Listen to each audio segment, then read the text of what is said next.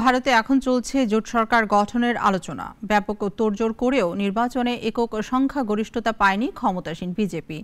তাদের টেক্কা দিচ্ছে কংগ্রেস। তবে নির্বাচনী জোটের হিসাবে বিজেপি এগিয়ে।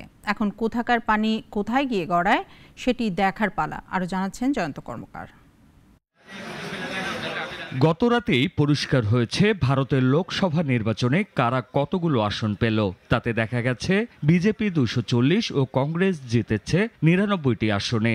জোটের হিসাব ধরলে বিজেপি নেতৃত্বাধীন এনডিএর আসন 286টি, আর কংগ্রেস নেতৃত্বাধীন ইন্ডিয়া জোটের ভাগে পড়েছে 202টি আসন।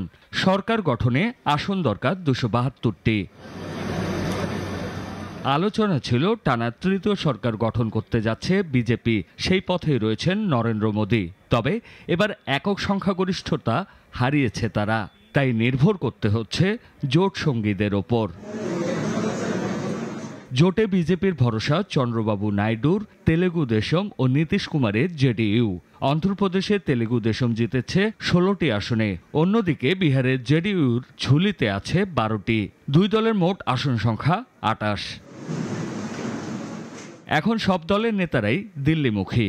একদিকে জোট সঙ্গীদের নিয়ে টানা তৃতীয় দফায় সরকার গঠনে মরিয়া বিজেপি, অন্যদিকে কংগ্রেসও হার মানতে নারাজ। তাই ভারতের রাজধানী এখন দফায় দফায় আলাপ আর দর কষাকষির কেন্দ্রবিন্দু। শেষ পর্যন্ত কোনো চমক থাকছে কিনা তা জানতে অপেক্ষায় ভারতবাসী। জয়ন্ত কর্মকার, নাগরিক। একমাত্র ওয়ালটন এসি দিচ্ছে 1 বছরের রিপ্লেসমেন্ট গ্যারান্টি এবং কম্প্রেসারের 10 বছরের গ্যারান্টি।